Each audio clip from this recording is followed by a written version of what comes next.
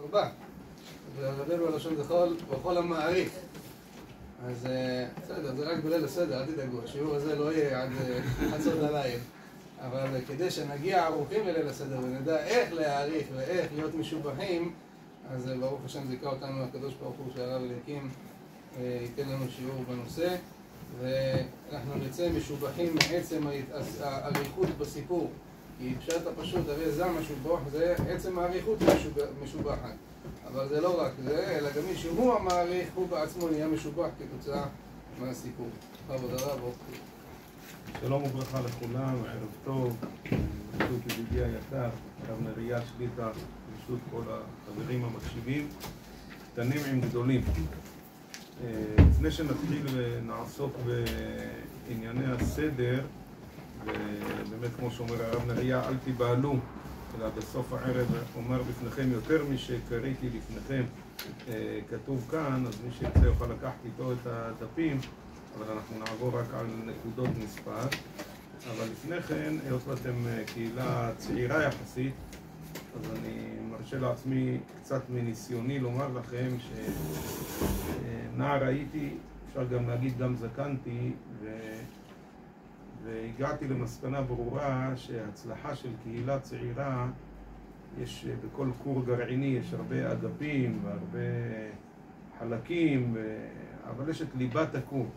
וליבת הכור של קהילה זה לימוד תורה ברבים. יש את התפילות, יש את המנגינות, אז אפשר לעשות קידוש או קידוש ומילעיל, יש כל מיני פעילויות, אפשר לעשות טיול בחול המועד, כל מיני דברים, אבל ליבת הכור של קהילה זה כשמתכנסים ללימוד תורה ובעיקר בשבתות. לא ניתנו שבתות לישראל אלא לעסוק בהם בתורה, וכשבאים ללמוד לא רק הזקנים במרכאות, אלא בנערינו ובזקנינו נלך.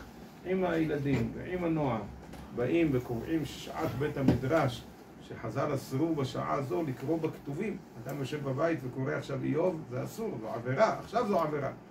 אחר כך זו תהיה מצווה, כי עכשיו לומדים וצריך את הלכידות הזו והאווירה הקהילתית הזו שאיש בא להיעדר, וזה נותן המון המון גיבוש והמון חוסן והמון פרופורציות. אחרי שלומדים אז כבר כל מיני מנהגים בתפילה הופכים להיות זוטות, כבר לא כדאי לריב עליהם, זה כבר ככה כנוח הסעודה. אבל אם זה כל מה שיש, אז אין פרופורציות. לכן, הקדוש ברוך הוא זיכה אתכם פה באמת, ויהודי יקר מאוד, תלמיד חכם שהוא קנקן חדש אבל מלא ישן, שדעת זקנים נוחה ממנו, שקיבל מסורות ויודע מסורות, תנצלו אותו היטב היטב ותצביעו ברגליים, בעיקר בשבתות, אבל לא רק, במועדים וכיוצא, לקיים פה לימוד, הלכה, להעביר את המסורת הלאה, וזה המפתח בעזרת השם לכך שיקוים בכם והיה ראשיתך מצער ואחריתך ישגה מאוד. אז מה שנעשה הערב, נשתדל לעשות בעזרת השם, זה לעבור על נקודות פרקטיות ומעשיות לקראת ליל הסדר, וייתכן שיש פה כבר כאלו שיערכו את הסדר בביתם ובמשפחתם, וגם אם לא, בגלל שברוך השם ההורים עוד בין החיים, אז תמיד אפשר לשבת ליד עורך הסדר ולחוש באוזנו ולסייע בצורה מכובדת כמובן וכיוצא. וראוי שנתחיל בדברי רבנו בחייה בתורת חובות הלבבות. כותב רבנו בחייה, מי שלא הכשיר כי עם עצמו בלבד, ואף על פי שהגיע בכך לשיא, אינו כמי שהכשיר עם עצמו נפשות רבות, כי זכיותיו נכפלות כפי זכיות כל מי שהכשיר אל השם מתעלה. כמו שאמרו קדמוננו עליהם השלום, כל המזכה את הרבים אין חטא בא על ידו, ואמרו משה זכה וזיכה את הרבים, זכות הרבים תלויה בו. אז מה רבה זכותו של מי שבאמת בא לפני ליל הסדר, לשמוע שיעור, מביא סידור, רושם לו נקודות. מאוד כדאי לקחת מי שבאמת אחריות הלכתית על בני ביתו, על המסובים מוטלת לפתחו, כמה חשוב לעבור כל שנה לפני כן על ההגדה, לקחת עיפרון ולכתוב, כאן להזכיר למסובים להסב וכיוצא בזה. פעם הייתי לוקח מישהו שלא היה לו רישיון נהיגה, תמיד הוא אומר לי לפנות אחרי הפנייה, פה היה צריך שמאלה, אתה אומר לי לפני, לא אחרי. אז לפני הקידוש, אם מזכירים למסובים לשתות בהסיבה, זה טוב. אם באים ושואלים אותך, לא שתיתי בהסיבה, אני צריך לחזור או לא, זה כבר פשלה שלך, זה לא אמור להיות. אז החוכמה היא החכם עיניו בראשו, לראות את כל סדר הערב שיש בו כל כך הרבה יסודות הלכתיים, ובזה אנחנו מבטאים את השעבוד שלנו לקדוש ברוך הוא, שכל הלילה הזה, החירות שלנו בלילה הזה, זה להיצמד להלכה ולדקדוקיה, וזה טעם החירות שבפינו. אז אשרה ואשרי חלקו של מי שלא מתנהל כמו עז עיוורת, שכל העדר נופל אחריה בכל התחתים והבורות, אלא מראש החכם עיניו בראשו ללמוד, ואז הוא גם יכול ללמד אחרים, וזכותו רבה מאוד, כמניין האנשים שאותם הוא מזכה, כמו שכותב רבנו בחייא. אז ההכנה הראשונה לסדר, גמרא בפסחים, אמרו עליו על רבי עקיבא שהיה מחלק כליות ואגוזים, יש דורסים אגוזים, לתינוקות, כדי שלא ישנו וישאלו, היות והילדים הם חלק מהותי מאוד בליל הסדר, כי ישאל לך בנך, ובייחוד בשעון קיץ, שאנחנו מרבים לקטר עליו, אבל יש בו גם נקודה יפה, כי יש זמן לנוח בערב פסח, אז צריך לתכנן את הזמן. כל שנה יש איזה יהודי תלמיד חכם, ידיד שלי שמפציר לי ביד בנימין, תבוא איתנו לאפיית מצות אחר חצות, יש בזה סגולה גדולה, אנחנו אומרים את ההלל, אני לא מזלזל, אבל אני אומר לו, תאמין לי, אם יש לי שעה פנויה בערב פסח אחר חצות, לעניות דעתי הרבה יותר מוגדר לשים את הראש, לנוח קצת, כדי להגיע לערב נינוח וערני וכיוצא, והמצות כבר מוכנות מראש, יאכל מראש חודש, המצות כבר מוכנות, אז לנוח בערב אחד, אבות ובנים.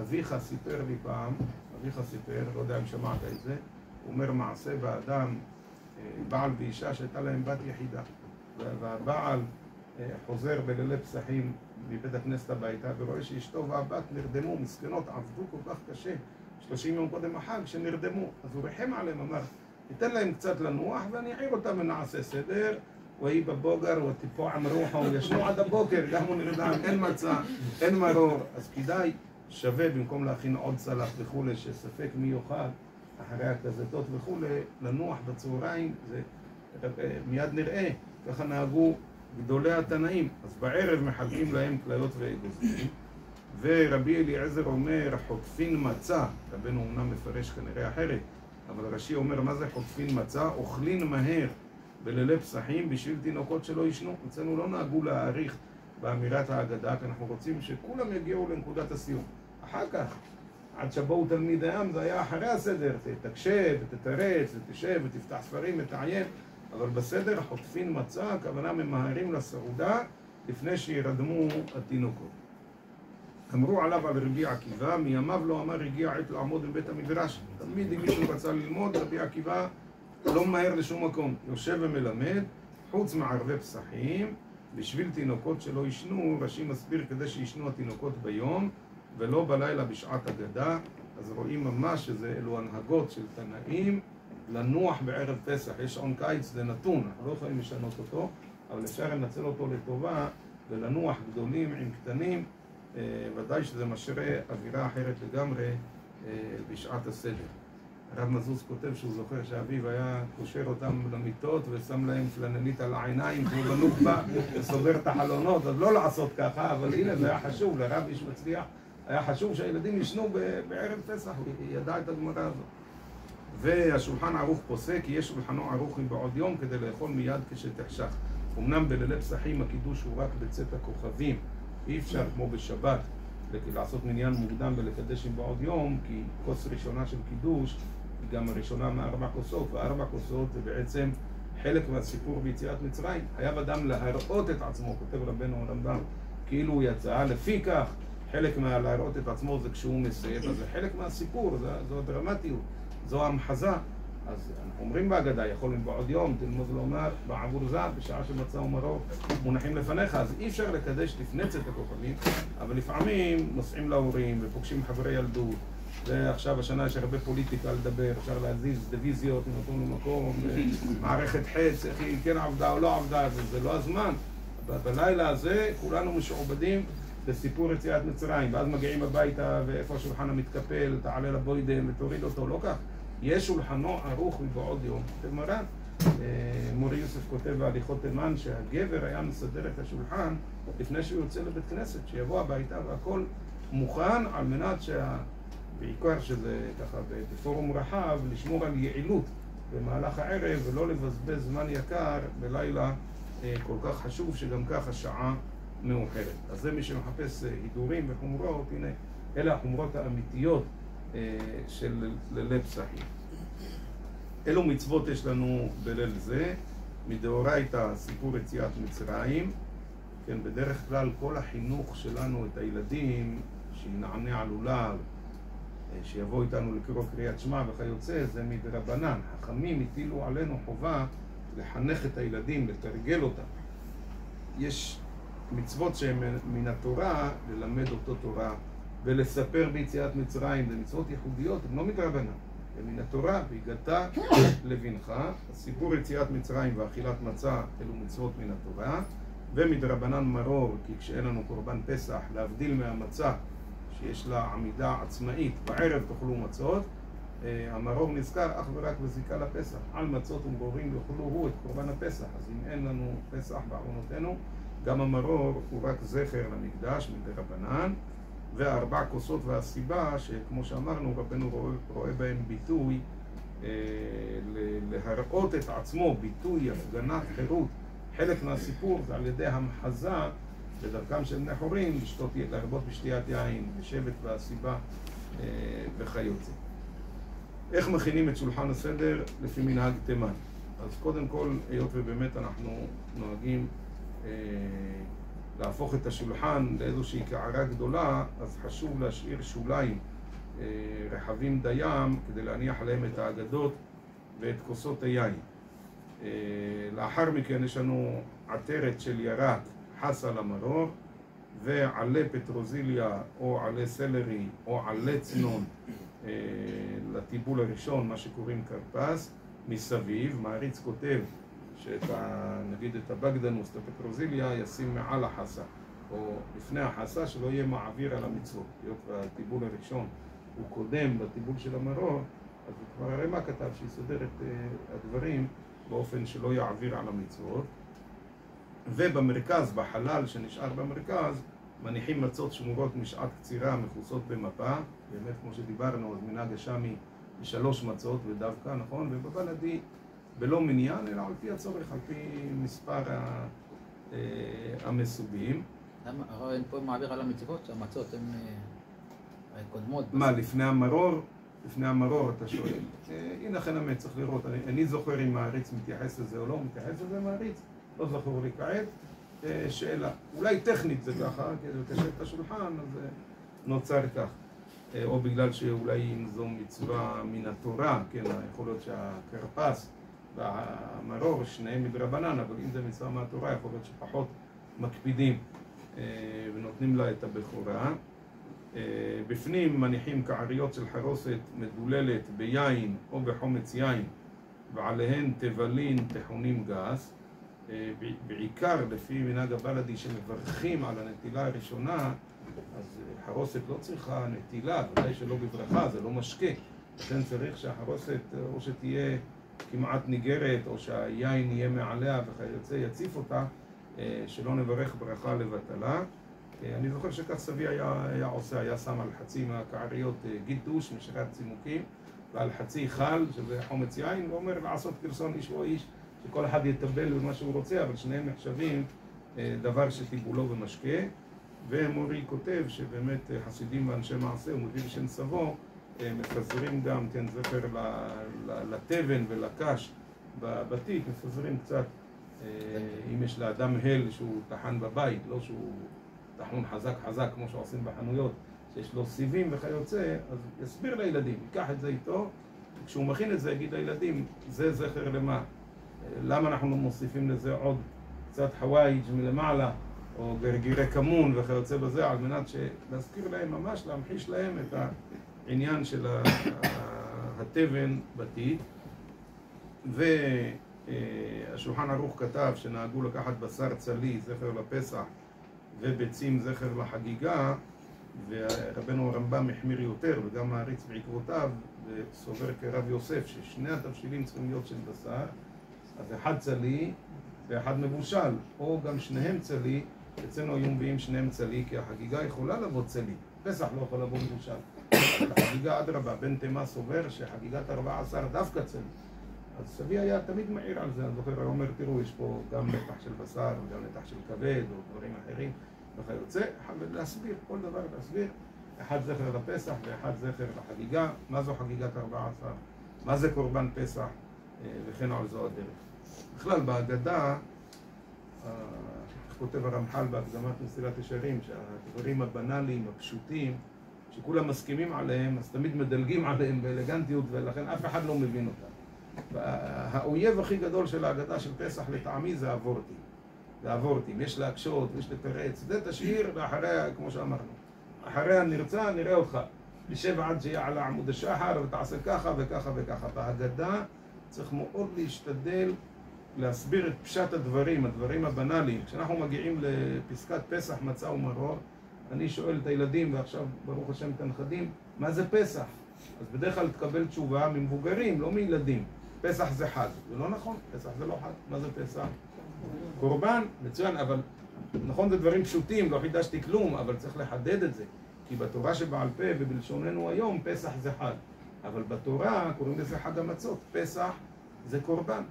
ואז אני אומר לילדים, איך קוראים למי שהולך ככה? תעשו ככה, אל תתביישו, תקומו, אמצע הסדר, תמיד להמחיץ. איך קוראים? זה פיסח, צולע, או פיסח. אז מה זה פסח? ככה צריך להסביר. לא, ליל הסדר, אם זה היה הרצאה משלימה כמו שאני עושה לכם עכשיו, לא היה מחזיק 3,300 שנה. דווקא בגלל שזה מלווה באכילה ובשירה ובהמחזה, תעשו איתם את ההצגה של בלהילו ומשאר אותם סרורות וסמלותם על שכמום וכו' וכו', זה מה שהם זוכרים. את הוורטים אף אחד לא זוכר. וגם אין להם מקום, כמו שאמרנו, אבל את השירה ואת ההמחזה ולבאר את פשוטי הדברים, מקרא ביקורים, 3 פסוקים מפרשת כי תבוא, שאנחנו דורשים אותם, לוקחים אותם, כי הם מתחילים בגנות ומסיימים בשבח, ודווקא הפסוקים הללו שנאמרים בגוף ראשון רבים, וירעו לנו, ונצעק, ויוציאנו, וכו' וכו', סליחה, אתה לא היית שם, מביא הביקורים היה שם, לאבותינו, מה זה לנו? או, זה חייב אדם לראות ולהראות את עצמו, כאילו הוא יצא, לכן לקחו.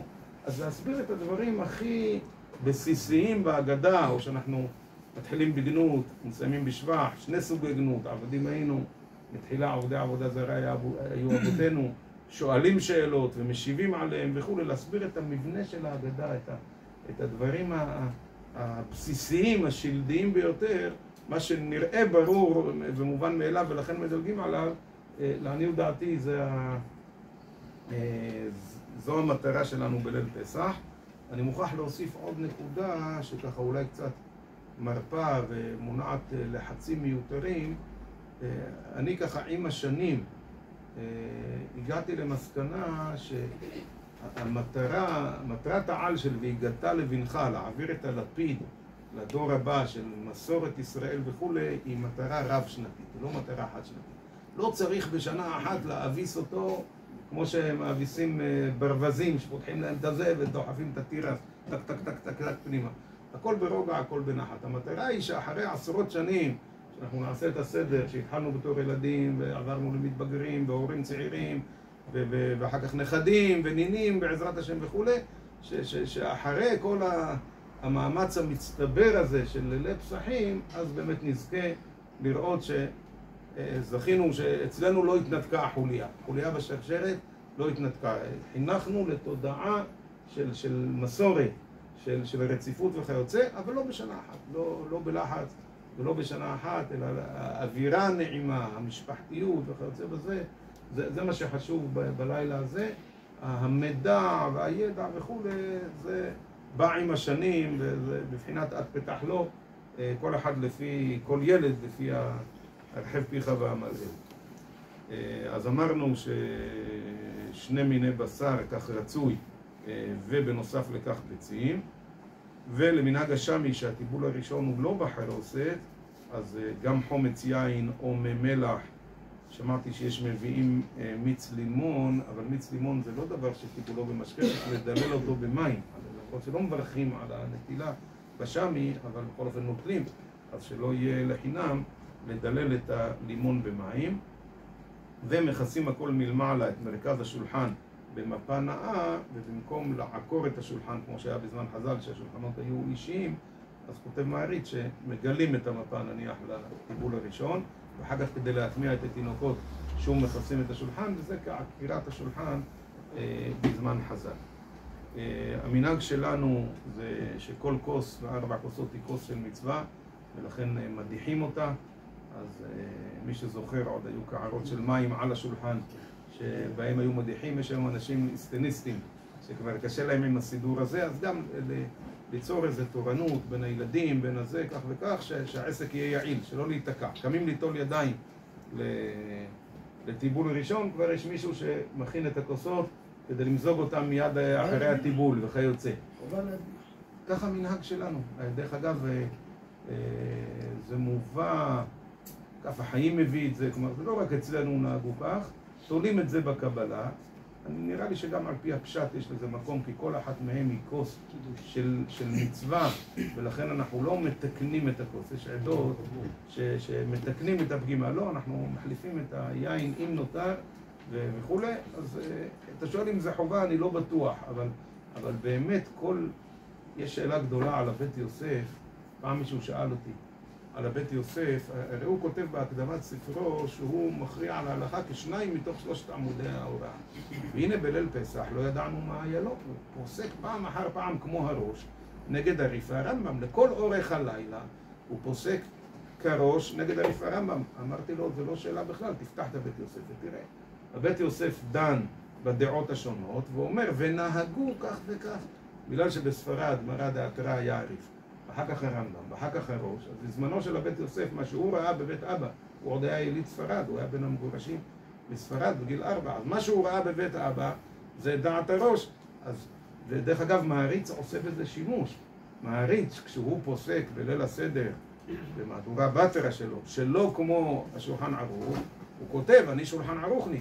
הוא פסק לפי מנהג ספרד, ואני פוסק לפי מנהג תימן, אבל אני בעיקרון דווקא נאמן לשולחן ערוך, כך כותב מעריץ. אבל את הווידוי להקדמה. כן, אבל הוא כותב שזה לפי השולחן ערוך, לא בפרטים, אבל הוא אומר, השולחן ערוך פסק כמנהגו, כמנהג בית אביו, וגם אני פוסק כמנהג אבותיי, ולא כמו השולחן ערוך, כן, כך כותב מעריץ. אז לכן אתה שואל אם זה חובה, אולי הלכתית נטו לא, אבל בליל הסדר באמת העניין של המנהג הוא כל כך חשוב, הוא כל כך דומיננטי, שאני חושב שצריך לעשות, צריך לייקר את המנהגים שלנו. כן, יש לנו מנהגים. ראשון זה חובה. מה? ראשון זה חובה, כי זה קידוש, להדיר. נכון, לעניות דעתי כולם הם כוסות של מצווה, אבל אני אומר, גם אם נגיד שזה מנהג, בליל הסדר כל עניינו זה המנהג. כל עניינו של ליל הסדר זה המסורת שקיבלנו מהורים. יש עניין בפיילה ולא לשטוף בברד? לא, זה לא היה ברד. אי אפשר להגיד מנהגנו לא בברד. לא היה ברד. לא היה ברד. אצלנו גם לוקחים את זה לכיור, אנחנו כבר אינסטניסטים. אז כן, עד מתי אתה מאכילני רוקדוך, כך כתוב בגמרא וכיוצא. אתן לכם דוגמה מה הכוונה למסורת, כמה זה יפה. עוד מעט נגיע לשיעורי כזתות ורביעיות וכו'. אז קודם כל מה שאני אומר, אני מבטל מפני מרא דאתרא, אם הוא יורה לכם אחרת, אליו תשמעון, בטח תתעסקו עם זה בשבת וכו'. אבל אני אומר, הרבה שנים אני מתקוטט עם אנשים על שיעורי כזתות ורביעיות וכו', למשל שזה בנפח ולא במשקל. זה דברים פשוטים, אבל היום זה, מה לעשות, הרב עובדיה כבש את השוק בזכות ולא בחסד, באמת. ידיו רב לו, וקשה עם זה, זה קשה להסביר לאנשים, ושנים אני מתקוטט איתם, ובכלל על גודל השיעורים, אני אומר להם, אני לא רוצה להגיד פה קולות שאין הציבור יכול לעמוד בהם, עוד מעט תסגולוני, אז לא אגיד לכם יותר מזה מה שאני חושב וכו', אבל שנה שעברה אמרתי להם, ותראו מה זה, אין בית המדרש ולא חידוש, אמרתי להם, אני מודה ומתוודה, אני חד ריבי, כל מה שאמרתי לכם בנפח ולא במשקל, אני חוזר בי. הם מבסוטים כבר, שעכשיו חזרתי בתשובה, אמרתי להם, אני אגיד לכם למה. כי מצאתי את ההגדרה הנכונה. כותב הרב יוסף צוברי בהגדת מגיד מראשית, שיעור כזית לא בנפח ולא במשקל, כך הוא אומר, אלא לפי מראית העין. לא ראית איך אבא שלך עשה? שאל אביך, למה צריך בכלל לשקול ולעשות נפח? זה גם טעות. איך אתה מגיע בכלל לדיון כמה סמק וכמה זה? מה, נולדת על העץ, ירדת מהעץ, ומצאצאי דרווין, היה לך אבא, לאבא שלך היה סבא, שאל אביך ויגדך, אז כנראה ויאמרו לך, לא ראית מה הם עשו, אז מעולם לא שיערו לא במשקל וגם לא בנפח, והוא צודק לחלוטין. אמרתי להם, אני חוזר בי ומבטל את דבריי כהפרדה הרעה. לא צריך למדוד לא בנפח, אז הדפים פה לא מעודכנים לפני שנים, אלא כמו שראית שלקחו, ככה תיקח. משום שהרב רצון אמר פעם, כזית קבצה, אז כן, אם תמיד עושים כזית קבצה. אוקיי, כזית קבצה. זה יפה, אבל ראו כמה לקחו. כלומר, יש לנו מסורת חיה שלא צריך שום דבר מעבר לזה. אז זה כוחו של המנהג בליל הסדר. רבי מין נחים שני מיני בשר, אז למה צריך גם את הביצים? זה, נגיד, משנה מביא, והשולחן ערוך הביא, וככה נהגו. כלומר, למרות שבעצם אם אתה מביא שני מיני בשר, כבר יצאת ידי חובת הפסח והחגיגה, אבל הרי יש טעם נוסף שהרמה מביא ומעריץ מביא, שזה מין מאכל אבלים, לרמוז לחורבן וכו', אז ככה נהגו. מה תיתן למי שאמר מחבל וכיוצא בזה, נכון, אם לא קצה מבושלת וכיוצא, אז טוב. סבי היה אומר לנו, כשהיינו ילדים, אתה מספר סיפור. אז טוב, פה מקליטים, זה קצת בעיה, אז אל תיקחו את זה על כל המעשה, אבל זה רק, הוא אומר מעשה ביתום ויתומה, שחיו, גדלו, לא יודע איפה גדלו, חיתנו אותם, בכל סיר יש מכסה, חיתנו אותם, שנה הראשונה, אין להם משפחה, אין להם כלום, ערירים בעולם, בלי שום שורש וענף. אז ליל פסח הוא חוזר לבית כנסת, הוא אומר לה, אני אגיד לך את האמת, אני לא יודע מה עושים, אף פעם לא גדלתי בבית וגם את לא. אז הוא אומר לה, תלכי לשכנים, תציצי, תראי מה הם עושים ונדע מה עושים. אז היא אישה כשרה, אמרו לה, עושה רצון בעלה, הלכה, מציצה אצל השכנים, רואה שהוא לוקח מקל, עושה לאשתו, ויתלו עד הורמון. היא אמרה, אני חוזרת הביתה, אני לא מגלה, יהרג ואל יעבור, אוי ואבוי אם בעלי ידע מה עושים בליל הסדר. אז היא באה, אומר לה, נו, מה עושים? מה עושים? מה עושים? לקח מקל, אומר יחרים אבוק אם אתה יודע, ושמה שלחת אותי לשכנים. אז סבא היה אומר לנו, תלמדו, שלא תצטרכו לשלוח את האישה לשכנים, לראות מה עושים. תלמדו מראש, תדעו מה עושים בליל הסדר. לא לעשות את זה, כי אני מדגיש, הנה, אבל שלסיפור זה מראה שצריך ללמוד. טוב. מזיגה הדדית דרך חירות, זה נזכר כבר ברמה. ככה נוהגים אצלנו, שאדם לא מוזג את כוסו בליל הסדר, אלא כל אחד מוזג לחברו, או למנות איזה שר המשקים. יכול להיות שלפעמים זה גם טוב אם יש גם הבן השני שמגיע, שאנחנו חוששים ליין וכיוצא בזה, אז באמת רצוי שמישהו אחד יהיה ממונה על המזיגה, וזה יהיה דרך חירות. טוב, שיעורי כזית, שזה אומר בטיבול הראשון, וכן במצה ובמרור. לגבי זיגת כוס שני. נכון, אחרי הכוס הראשון, מזגים כוס שני, ואז אומרים את ההגדה. כן. האם נכון שלא למזוג לכולם? היום בגלל הילדים, יש כאלה שמוזגים רק בסוף ההגדה, אפשרי. לא, רק למזוג רק לעורך הסדר, על מנת שלא יישפך. אפשר, אם יש ילדים ככה שלא לקחו רטלין, אז כן, שלא תהיה הצפה. לגבי ההוספה גם של המים, כמה להוסיף? שליש? כמה בערך? לפי הטעם, לפי הטעם. איזה יין יש לך? לפי הטעם. לא, יין איכותי. כן, זה לפי הטעם. שיהיה רובו יין רצוי, ככה האחרונים כותבים, למרות שלרבנו מספיק רבע יין, נכון? 3 רבעים מים, אבל דרך אגב ראיתי בזה חידוש נאה של פרופסור זוהר עם. הרי הרשב"ם כותב שהעיינות שלנו רפואיים, ולכן אי אפשר למזוג אותם, כמו שהגמרא אומרת, על חד חמרה תלת מאיה.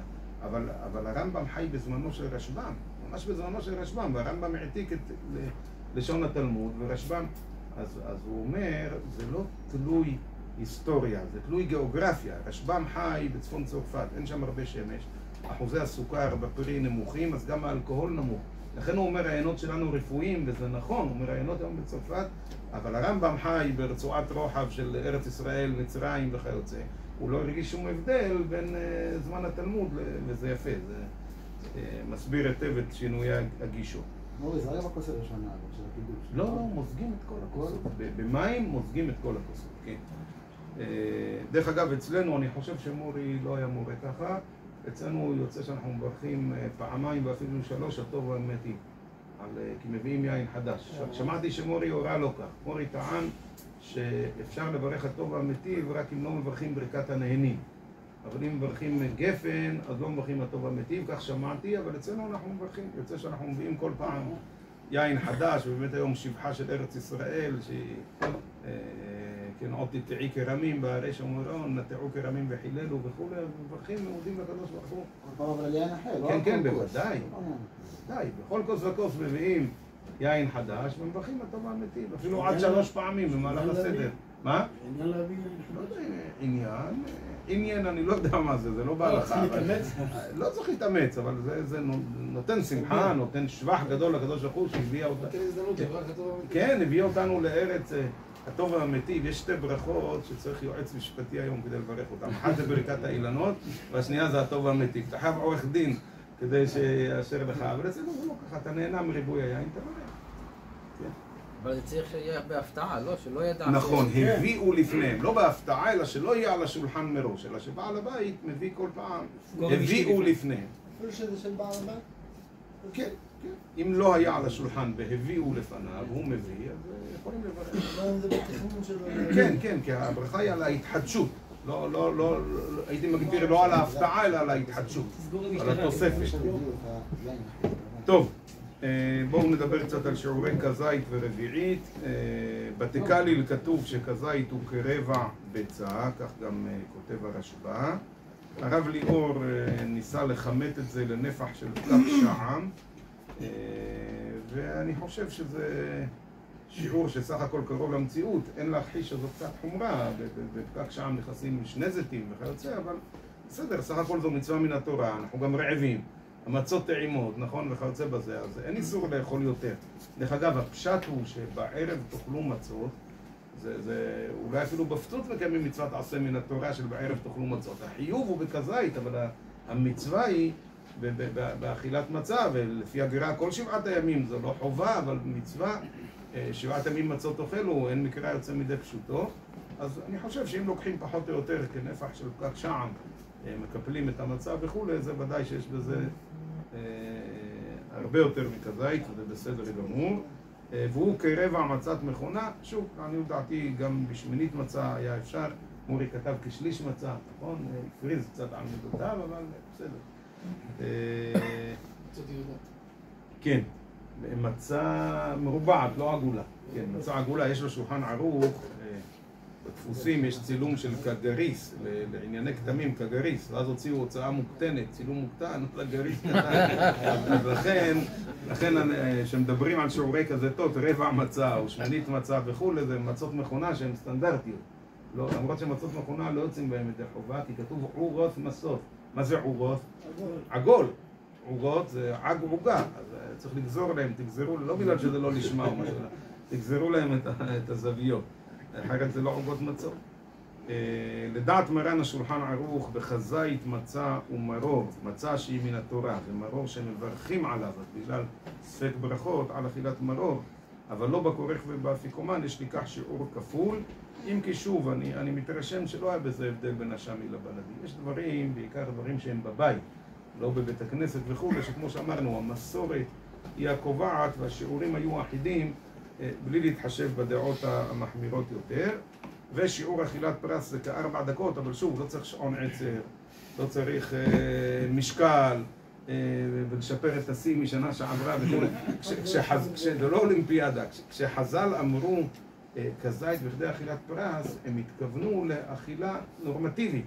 ברגע שאתה מתאמץ לדחוס את הכזית בכדי אכילת פרס, אז משהו ישתבש לך בנתונים. כלומר, כנראה שהכזית הוא כבר לא כזית וכיוצא.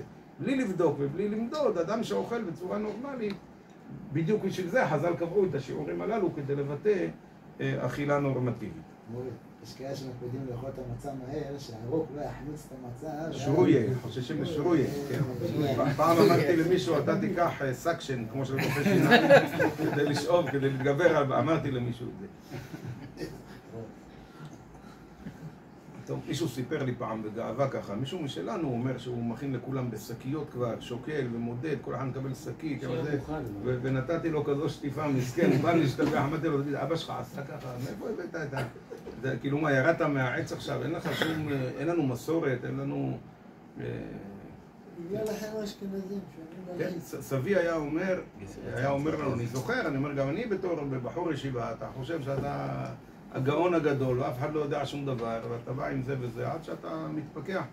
אז סבי תמיד היה אומר, שאל אוביך ויג'דך, לא באנו להתגייר, לא על ידי הרב עובדיה ולא על ידי הרב גורן, אלא היו רבנים. לא באנו כאן להתגייר. עלינו עם מסורת, שאל אבי חובי ג'דחו, מה שאמרנו לו, שמע, אבל לא התרשם ולא זז, כי לא הנימה ממה שקיבלנו. ושיעור רביעית, למעשה אפשר להסתפק ב-75 סמ"ק ביגלות נגלות, שהדירהם בזמן הרמב"ם היה קטן מהדירהם הטורקי, שהיה מוכר בדורות האחרונים, אבל דרך אגב, גם זה דבר גדול. הידור מצווה חשוב בליל הסדר, זה לקחת כוסות, פחות או יותר חצי מהכוס הזו. ואז אתה שותה אותה בקלות, בעודו בכפו יבלענה, ואתה יכול לשתות את כל הכוס בקלות, בייחוד אם היא מזוגה, ואם נשפך לא קרה, אין סכנת תביעה, אבל אם אתה לוקח כוס הגום של דלי וכיוצא, אם נשפך זה כבר נזק, נכון? קל להחזיק אותה בקידוש ובברכת המזון, לא כואבת לך היד, ובעתו ג'ואלתו וכיוצא. אז ממש, תלכו לחנויות של כלים, תבקשו כוסיות של ויסקי. וזה שותים היום ויסקי, לא יין. יין שותים בדליים. תראו שיש שם 90 סמ"ק, ו-80 סמ"ק, גם טוב וכולי, וזה הידור מצווה. כוס זכוכית, יציבה, טובה, כוסית כזו, אבל תמדדו שיש שם כשיעור מראש, וזה נוח וקל לשתייה, נעים מאוד. לכאורה אפשר גם כוס כזו, פשוט לא למלא עד הסוף. אבל כוס של ברכה אנחנו כן משתדלים למלא אותה, נכון? כוס של ברכה משתדלים שהיא תהיה מלאה. אז לכן, פשוט לקנות, חד פעמי לקנות כזה דבר, וליהנות מזה לכל החיים. כל כוס ישתה לך תחילה את כולה, ואם קשה לו לשתות די ברובה, בכוס אחרונה ישתה רביעית לצורך ברכה אחרונה. למרות שדי ברוב רביעית, אם לא גמר, אבל אי אפשר לברך ברכה אחרונה, אז לשים לב, מברכים ברכה אחרונה לא בגלל שזה כתוב בהגדה. מי שלא שתה רביעית, בכוס שלישית או רביעית, שייתן למישהו אחר שכן שתה, לברך ברכה אחרונה, וזה מה שדיברנו, שכדאי לשים לב לצדדים ההלכתיים, המון צדדים הלכתיים בליל הסדר, שפשוט כדאי ללמוד אותם לפני כן. רק בברכה האחרונה, לא כמו רבינו שכל ברכה בברכה. אנחנו לא מברכים ברכה האחרונה, אלא על הכוס האחרונה.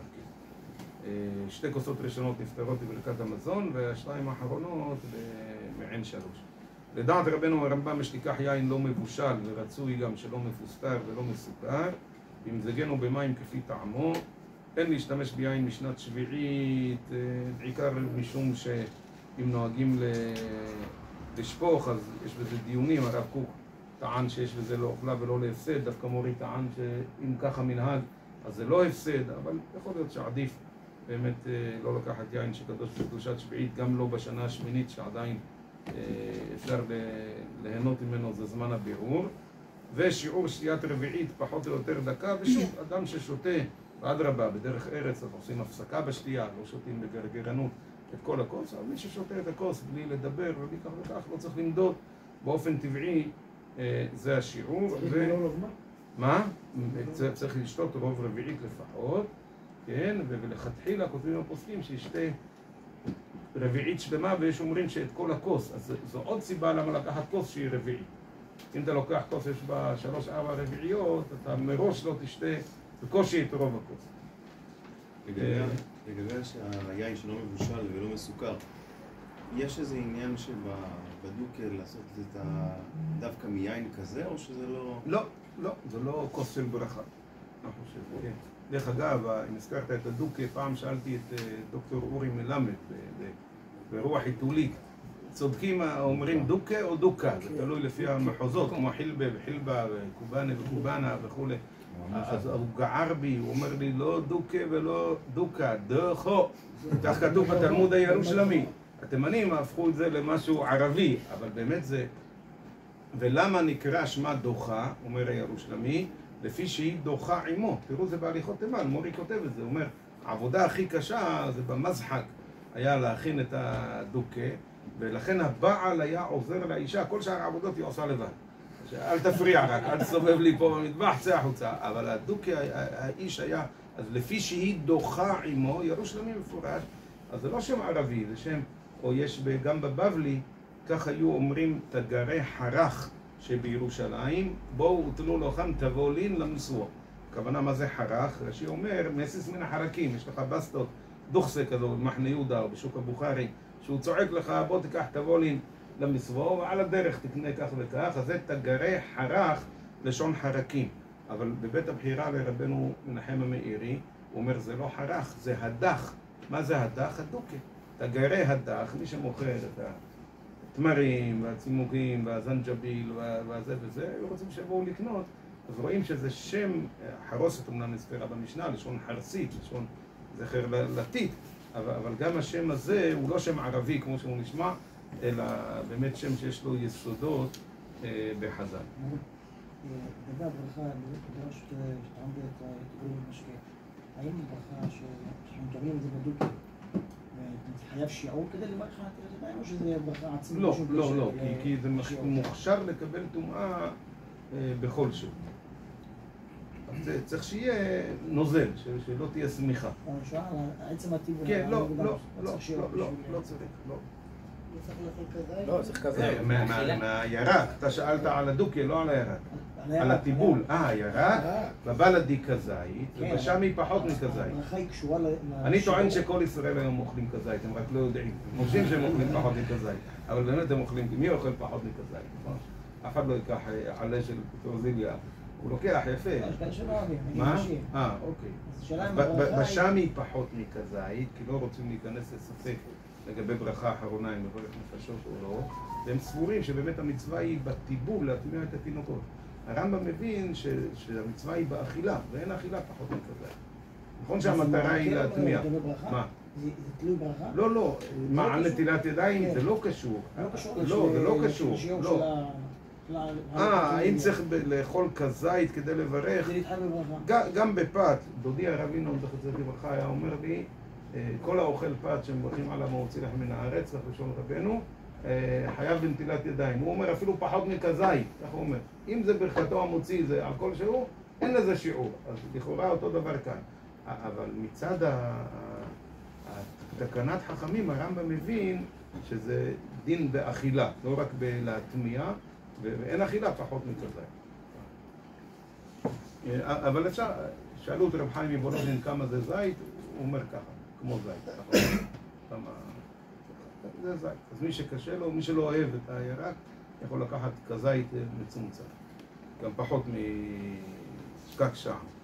עורך הסדר יזכיר למסובים מבעוד מועד להסב לצד שמאל בעת אכילת כזית מצה וכן בכורך ואפיקומן, זה הרמב"ם לא הזכיר, אבל בשולחן ערוך כן נזכר, ובשעת שתיית 4 כוסות, ושוב, החוכמה היא לפני הקידוש, לפני ברכת המזון, לפני נשמת, זה דברים ארוכים, אז להזכיר לציבור לפני כן, כמה צריך למשל להסבר בשעת המוציא מצה.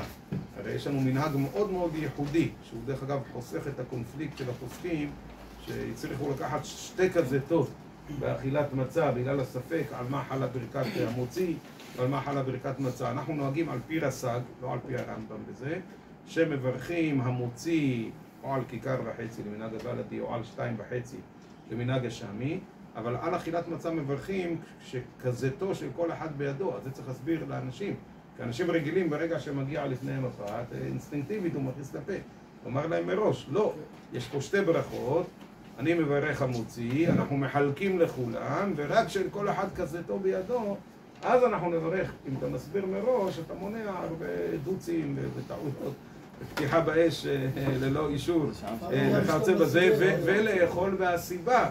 לא צריך להגיע המצב עכשיו להם, תגיד להם מראש, בלי יש ירק, אבל זה לא אחו, זה לא רפת. אז זה, אם הוא קצת עם טיפה מודעות והכנה, וירשום לעצמו את הדברים הללו, יכול להועיל באמת לרבים. וכותב השולחן ערוך, יכין מקום מושבו שישב בהסיבה דרך חירות.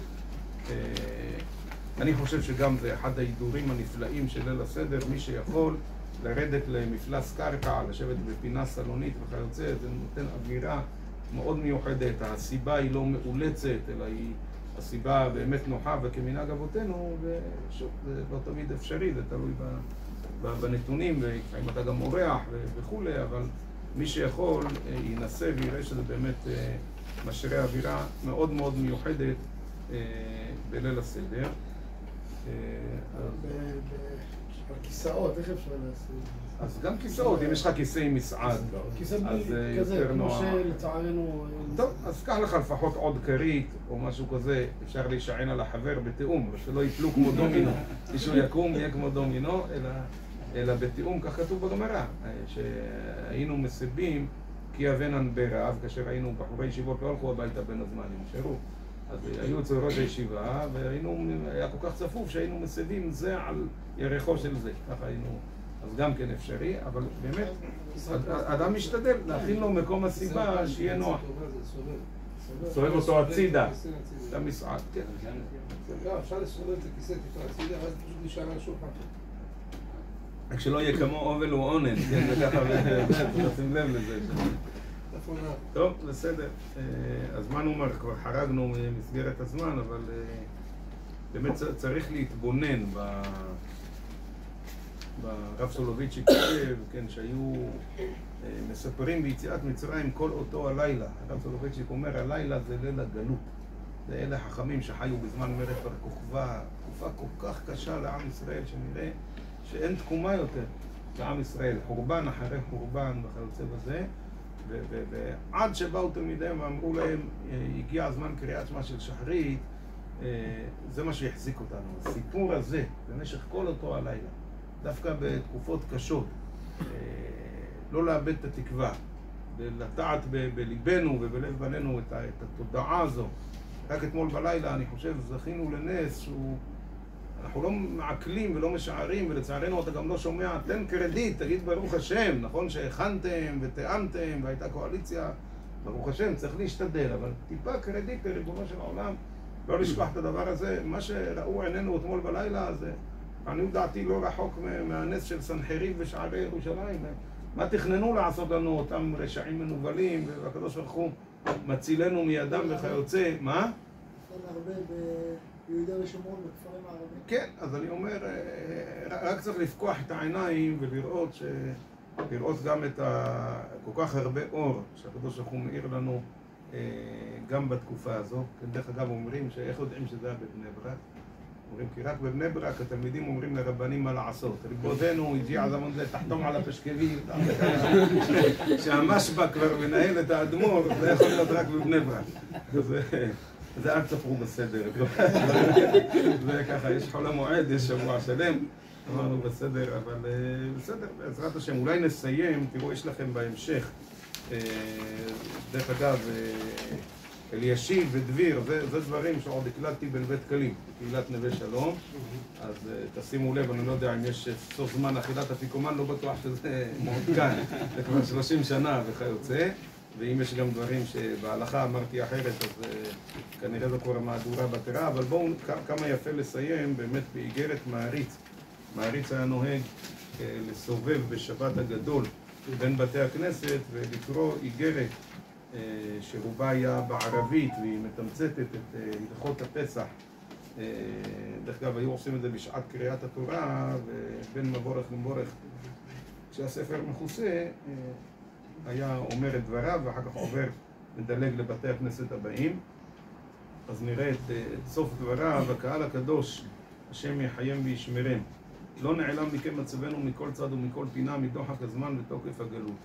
וקודש הבריך הוא כל מידותיו צדק ואמת, לא עביד דינה בלא דינה. ועתה צריכים אנו ליתן לב לשוב בתשובה שלמה, והוא מרחם על בריאותיו, ונשתדל בתפילה ובעסוק התורו, ובצדקה ובגמילות חסדים, כן, קמחא דפסחא, לתת לפני החג, שאדם לא יגיד, כן, הרב עובדיה תמיד היה אומר, שהבן רואה את אבא אומר כל דכפין, יתה ויכול, הוא אומר לו, אבא, מה נשתנה? תמיד שבא גבאי צדקה, אתה אומר, תגיד שאני לא בבית. מה פתאום כל דכפין וזה? הוא אומר, יא וולדי, עבוד עמו היינו לפרעו, מה הוא גוזר ואינו מקיים? אמרתי, אז מה? ככה הרב עובדיה היה מספר וכיוצא. שאדם לא יהיה דובר שגור עם כל דכפין, כל דסריך, ישלח. יעשה להם שירות חדרים, ידאג שכולם ישמחו, שלא הוא ישמח ואחרים לא. וטובה לקראתנו בעזרת השם יתברך אם נתקן מעשינו ונשוב לעשות רצונו כרצונו, ולא נאבד אפילו שעה אחת מעסוק התורו ומעבודתו בחג הפסח, שזה ניתנו המועדות לישראל, שלא ניכשל באיזה איסור חס ושלום. וכבר ידעתם שאיסור חמץ ומשהו, ובאמת אין לך עדה שהקפידה בענייני הפסח, בכשרות וכיוצא בזה, כעדתנו. וישיבתנו בכל סעודה תהיה באימה ויראה, בכל שכן בליל פסח.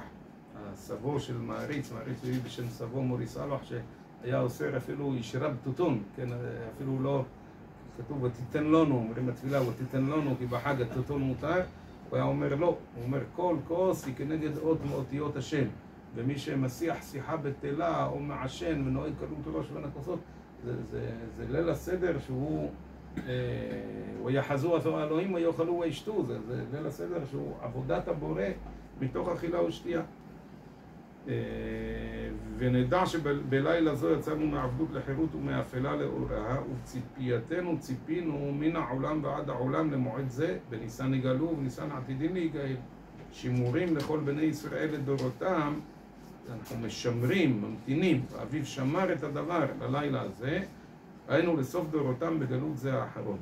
ואמרו ריבותינו זיכרונם לברכה, בשעה שישראל עושים פסח וקוראים ההלל, קולן עולה למרום, ונשים אל ליבנו שפלותנו וגלותנו, וגלות שכינת עוזנו, אשר זה כמה דורות מייחלים יום רצון ואנחנו לא נושענו, ואין הדבר תלוי אלא בתשובתנו. המקום ברוך הוא ישמרכם ויחייכם, ומכל צרה ונזק יציל אתכם. תזכו לשונים רבות ולמועדים טובים.